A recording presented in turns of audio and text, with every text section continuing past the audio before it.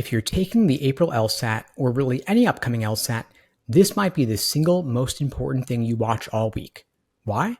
Because after working with thousands of LSAT students over the past 20 years, I've seen firsthand how seemingly tiny fixable mistakes can derail months of dedicated prep.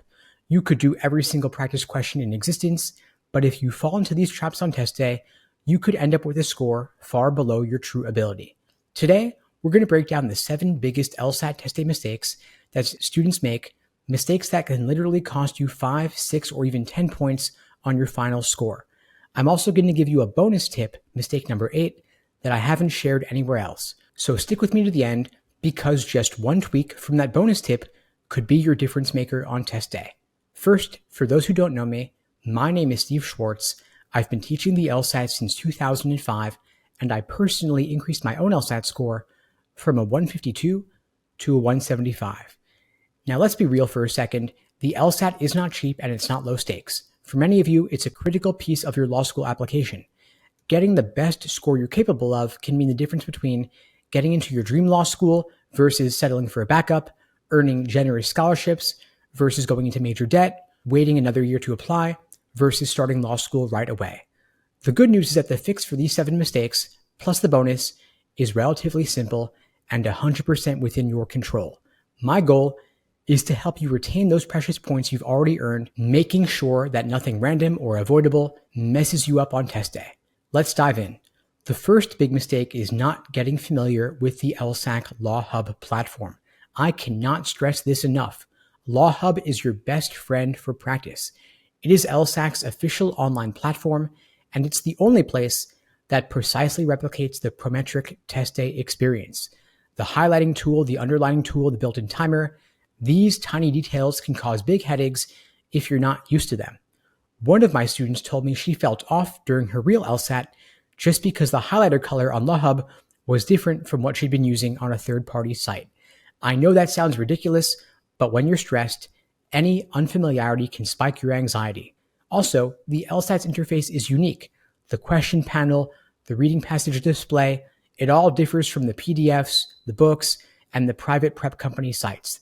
The last thing you want is to feel like a fish out of water on test day. For around $120 a year, you're getting access to dozens of real LSATs in the exact format you'll see on test day. If you can invest in LSAT books and courses, you can invest $120 to guarantee your interface practice is accurate, helping you earn thousands of dollars in scholarship money when you get that higher LSAT score. And so you're going to want to take every practice test in Law Hub, especially in the final month leading up to your LSAT. Familiarize yourself with every single tool you might use on test day and practice in a quiet space so that your experience mimics what you'll have at your test center or at home if you're taking the LSAT remotely. Now, the second big mistake is obsessing over the proctor. In person, they roam around, they check the room, they might randomly tap you on the shoulder to fix something or ask a question.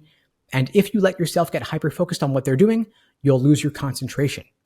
If you're taking it online remotely, you have a proctor remotely who can pop into your session at any time, often by voice or by chat.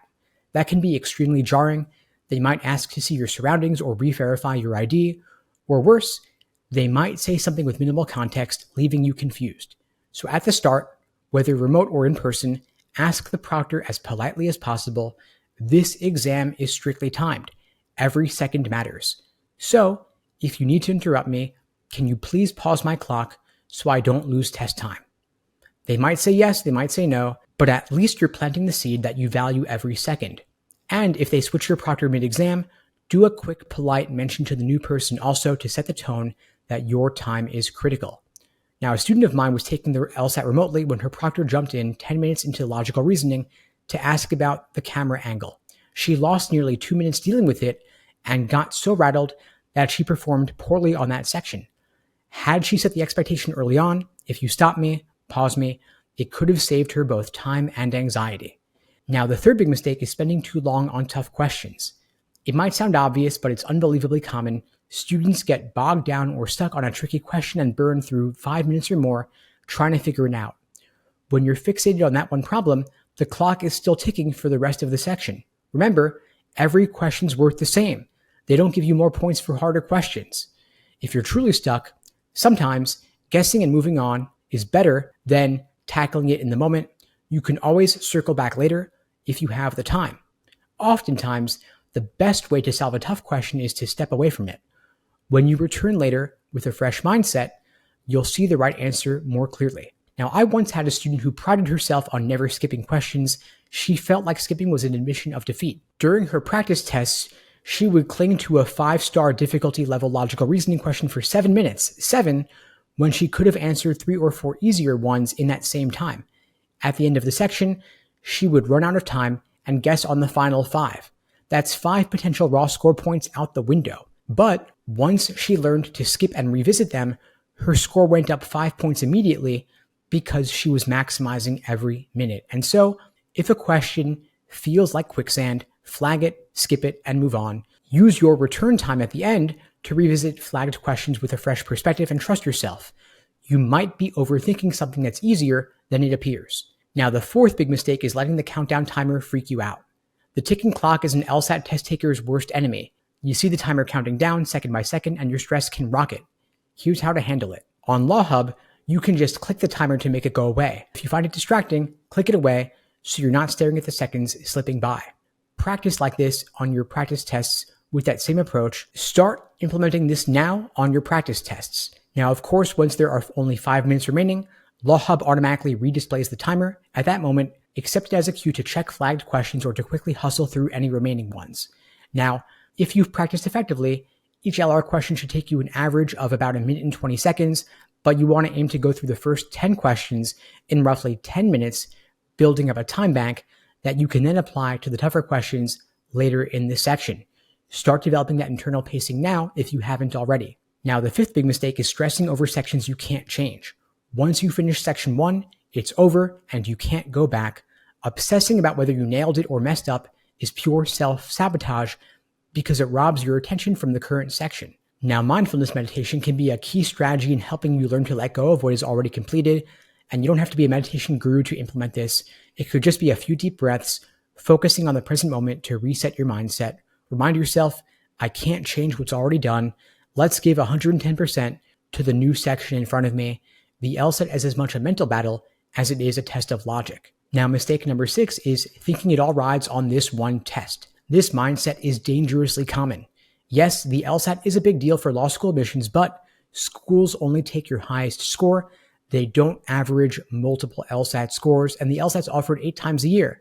If this one doesn't go well, you can always regroup and retake it in a month or 2. And yes, law schools really only do care about your highest score on record because that's what goes to the ABA, which in turn is where US News gets the information for the law school rankings. And so law schools want only your top LSAT score for their stats. So yes, give it your all, but don't let yourself be paralyzed by the thought that this is your only shot. That makes you more likely to make mistakes. Retaking is always an option, and that mental freedom can result in a better performance. Now, if you're aiming for a 170 plus and you're serious about boosting your score, I'd love to help you out. At LSAT Unplugged, we offer private one-on-one LSAT coaching specifically for students who want to break through their plateaus, whether it's improving your logical reasoning accuracy or honing your reading comp strategies. We create for you a customized day-by-day study plan. We give you real-time feedback to help you dissect your approach to each question type, and we give you ongoing support to keep you accountable and make sure that you're continuously improving on your journey to scoring a 170 plus. So if you'd like my help, you could check out the links below to book a call with me and my team. Now, mistake number 7 is to experiment with new methods on test day itself. I get it. The temptation is real. You suddenly hear about a brand new reading comp approach the night before the test. You might think to yourself, this is the golden ticket. But test day is not the time to try out any method you haven't already deeply practiced. If you're trying it out on test day, you have to consciously think through each step carefully, slowing you down, increasing your odds of making a mistake. And if you realize midway through that you don't fully understand the new method, panic will set in. Instead, you want to be on autopilot for what you've already drilled. Trust the process you've already practiced. Think about it like sports. A basketball player wouldn't suddenly change their free throw routine during the championship game. Instead, they stick to what they've already practiced. The LSAT is no different. By the time you're at test day, you want to be repeating well-practiced habits, not trying out new ones. Now, the 8th bonus tip, the mistake to avoid is don't rely on LSAC's search function. They got rid of Control F, they disabled it, and replaced it with their own native built-in search function, but it's unreliable, it's glitchy, it doesn't work well. so don't rely on it. If you've built your entire reading comp strategy around a tool that might fail you, you're setting yourself up for disappointment. Focus instead on thorough reading and a good note-taking system that helps you track the key details and structure of the passage. Of course, if it's there and it works, treat it like a bonus, but not as a core strategy. Real success in reading comp comes from carefully mapping the passage, identifying viewpoint shifts, and summarizing main points as you go. Now remember, you've already put in the time and effort to learn the material and hone your skills. Don't let logistics or mindset traps derail you. Stay calm, trust the process, and focus on the question in front of you. And if you'd like my help in maximizing your score, check out the links below to book a call with me and my team. We'd be glad to help you out in reaching your dream LSAT score and getting into the law school that's right for you. And in the meantime, I'll wish you all the best and take care.